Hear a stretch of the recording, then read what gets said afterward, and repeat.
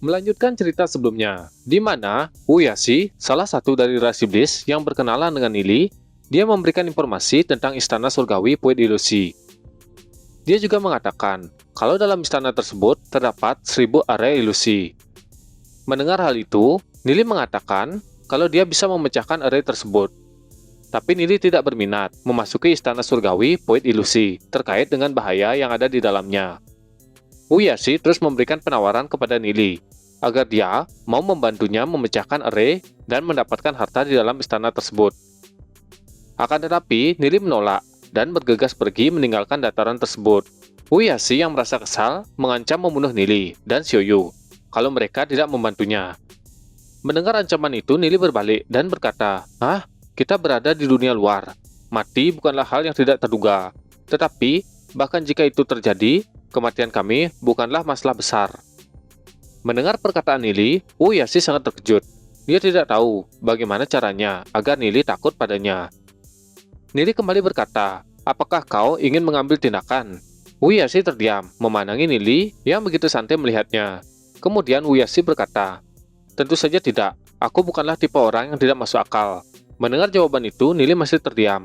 Kemudian, Uyashi kembali berkata, "Ada terlalu banyak orang dari sakti Dewa Iblis yang berkeliaran di sekitar area. Kalian pasti tidak akan bisa kembali tanpa pelindunganku. Karena kau akan mati, mengapa kau tidak ikut denganku ke istana surgawi Pued Ilusi?" Mendengar itu, Nili berkata, "Bukan karena kami tidak ingin pergi. Tapi, jika seseorang melihat kami dengan anggota sakti Dewa Iblis, kami akan dicap sebagai pengkhianat klan manusia. Jika itu terjadi, kami tidak akan pernah bisa membersihkan noda reputasi kami." Mendengar perkataan Nili, Uyashi berkata, "Kalian terlalu berpikiran sempit.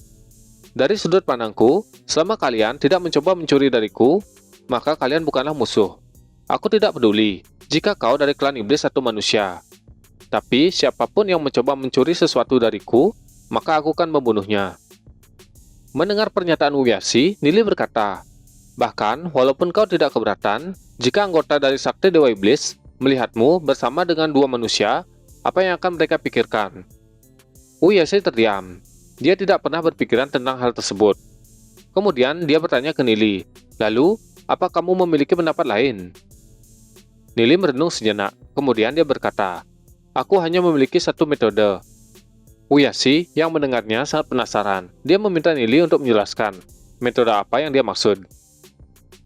Nili berkata, "Pernahkah kau mendengar tentang teknik rahasia yang disebut pengorbanan darah iblis?" Mendengar perkataan Nili, Uyashi cukup terkejut. Dia berkata, "Pengorbanan darah iblis? Tidak mungkin aku melakukan hal itu. Itu adalah tabu besar untuk klan iblis kami." Uyashi menggeleng-gelengkan kepalanya. Mendengar itu, Nili tidak bisa berbuat apa-apa lagi. Dia berkata, "Baik, lupakan saja. Kami tidak memiliki cara lain."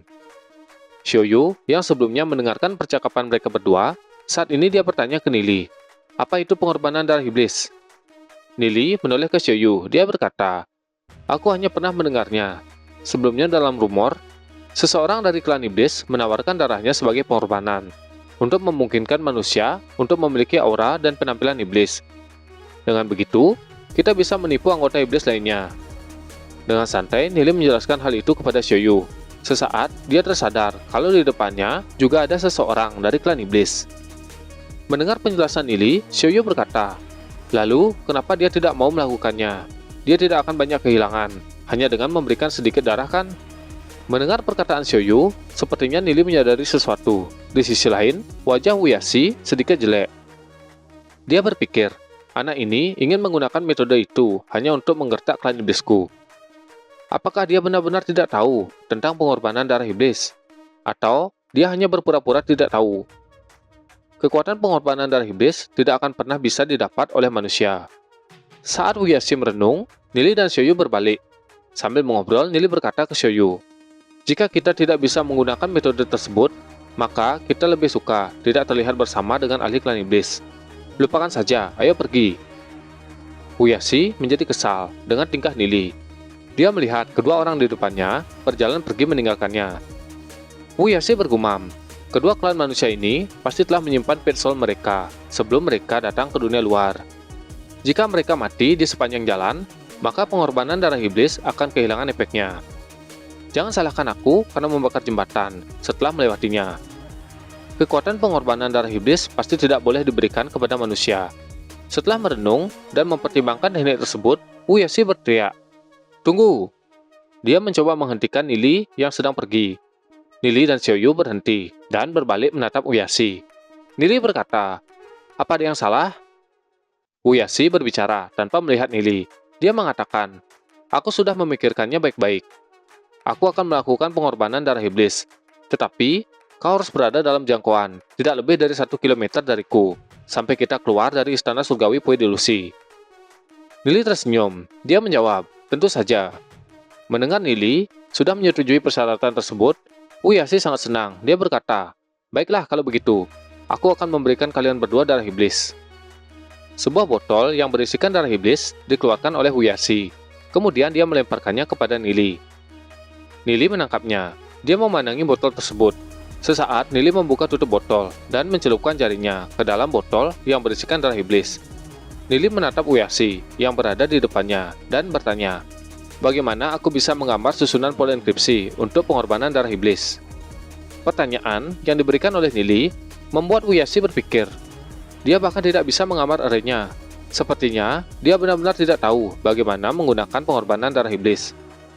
Uyashi berjongkok. Dia mulai menggambar pola sambil berkata, "Kemarilah, aku akan mengajarimu."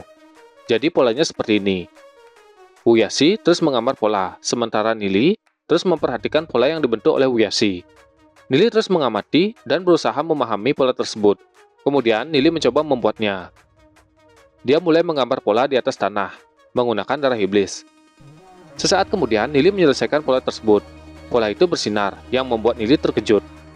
Uyashi yang melihat itu berkata, "Bagus." Kemudian, Uyashi menjulurkan tangannya ke tengah-tengah pola array. Pola enkripsi yang baru saja dibuat tiba-tiba bergerak memasuki tubuh Nili. Hal itu membuat Nili cukup terkejut. Akhirnya pengorbanan darah iblis selesai. Nili masih tidak menyangka dengan hasil yang dia dapat. Dia menatap tangannya dan merasakan sesuatu yang berbeda. Nili merasakan kekuatan yang memasuki tubuhnya. Dia bergumam, Ini garis darah Uyashi. Tampaknya mengandung sesuatu yang lain."